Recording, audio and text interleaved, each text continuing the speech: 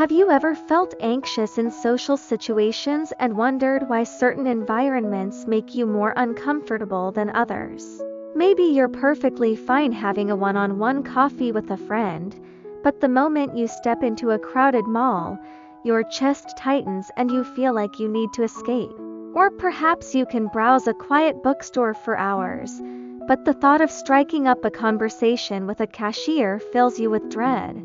Today, we are going to explore something that might surprise you. Social anxiety isn't actually one single pattern. There are two distinct types, and understanding which one affects you can be incredibly validating. Let me start with an important point.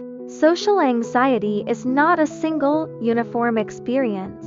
Instead, it falls into two major categories: people-sensitive anxiety and environment-sensitive anxiety. And here's what many people don't realize: most individuals actually experience a mixed type, where both categories play a role depending on the situation. So let's break down what people-sensitive anxiety actually looks like. If you have this type, your core fears revolve around judgment, evaluation, and rejection. You worry about making mistakes publicly or being watched and singled out by others. Let me give you some concrete examples.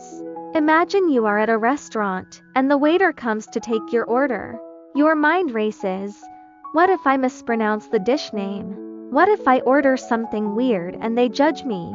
What if I ask a stupid question about the menu? That simple act of ordering food becomes exhausting because you're hyper-aware of being evaluated. Or think about walking into a room where people are already gathered. Everyone turns to look at you, and suddenly you are paralyzed. Where do you sit? Should you wave? Smile? Say something? Every pair of eyes feels like a spotlight, and you're convinced you're doing everything wrong. Even small interactions like going through checkouts can trigger this anxiety. You fumble with your wallet, worry you're taking too long, feel the imagined impatience of the person behind you. You might even avoid certain street or because you know the cashier there likes to make small talk, and that casual conversation feels like a performance you're not prepared for. Group settings are particularly challenging. Maybe you're in a meeting at work, and someone asks, "Does anyone have thoughts on this?" Your heart pounds even if you do have an idea, because speaking up means becoming the center of attention. What if your idea is stupid? What if you stumble over your words? The fear of judgment keeps you silent. Now, environment-sensitive anxiety is quite different. Here, the core fear centers on sensory overload. You feel anxious in unpredictable spaces or environments with complex layouts and excessive noise. This isn't about the people at all, it's about the space itself overwhelming your nervous system. Picture yourself walking into a large supermarket. The fluorescent lights buzz overhead, there's background music playing, shopping carts are clattering, children are crying. In aisle 3. Someone just dropped a glass jar, and there are dozens of people moving in unpredictable directions. Your brain is trying to process all of this simultaneously, and it's simply too much input. You might feel dizzy, disoriented, or like the walls are closing in. Metro stations are another classic trigger.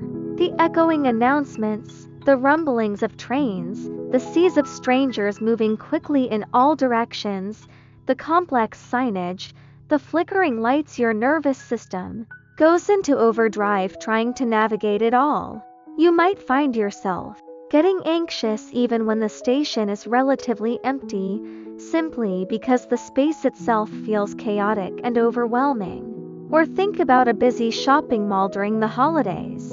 Music blaring from every store, bright lights, crowds of people, multiple levels, confusing layouts where you can't quite remember where the exit is. Even if every single person there completely ignored you, you'd still feel that rising panic because the environment itself is overstimulating.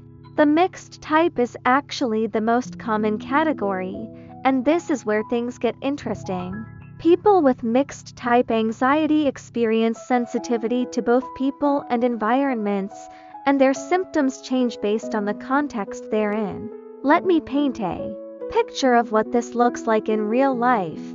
Maybe you're someone who feels fine at a quiet dinner party with close friends, small groups, familiar faces, calm environment that's manageable. But take that same group of friends and put them in a noisy bar with strangers around, loud music, and flashing lights, and suddenly you're overwhelmed. Is it the people or the environment? It's both working together to push you past your comfort threshold. Or perhaps Monday. In the morning, you walk into your office cafeteria when it's nearly empty, grab your coffee, exchange pleasantries with the one person there, and you're fine. Friday afternoon, that same cafeteria is packed, loud, with people bumping into you, and you can't find anywhere to sit. Now you are anxious. Same people, basically, but the environmental context changed everything. Here's what's so important to understand. This isn't a disorder, it's just a different ways of processing the world around you. Your nervous system might be more sensitive to social evaluation, sensory input, or both.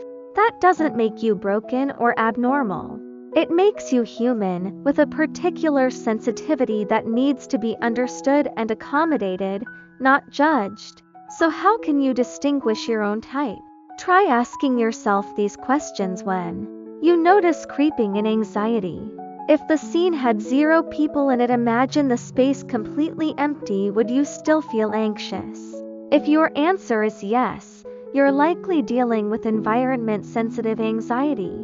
That crowded, noisy mall would still feel overwhelming even if you were somehow alone there. If the environment was completely calm, imagine a quiet, well-lit, simple space. Would people still scare you? If conversations, greetings, or being watched still triggers anxiety in that peaceful setting, you're experiencing people-sensitive anxiety. Do both happen depending on the day? Maybe sometimes you can handle the busy coffee shop but conversations feel impossible, while other days you're fine chatting but the noise level drives you out. That variability points to mixed type anxiety. Your answers will point you towards your dominant type, and that knowledge is power. Here's what I want you to take away from this. Social anxiety can be people-based, environment-based, or mixed. Understanding your type helps reduce self-blame because you realize your reactions aren't character flaws, they're responses to specific triggers. You're not being difficult when you avoid certain situations.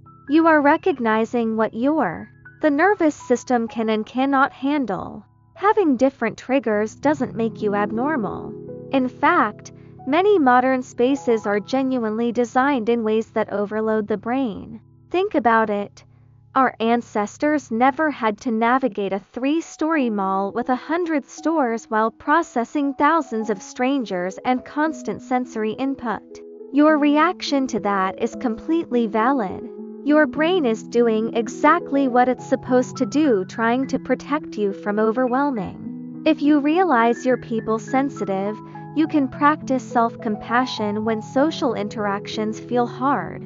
It's not about just being confident, it's about working with your sensitivity, maybe preparing for interactions, giving yourself recovery time afterwards, and recognizing that fear of judgment is a real psychological experience, not weakness. If you're environment sensitive, you can make practical adjustments. Shopping during off-peak hours. Use headphones to reduce auditory input. Plan your route through complex spaces beforehand. Take breaks in quiet areas. These aren't crutches, they're intelligent accommodations. And if you're mixed type, you can learn to assess each situation. Is this a people challenge, an environment challenge, or both? That awareness helps you deploy the right coping strategies for the moment. Remember, recognizing your patterns is the first step towards managing them with compassion rather than criticism. You're not alone in this, and understanding you're unique Anxiety profiling is the beginning of taking back control.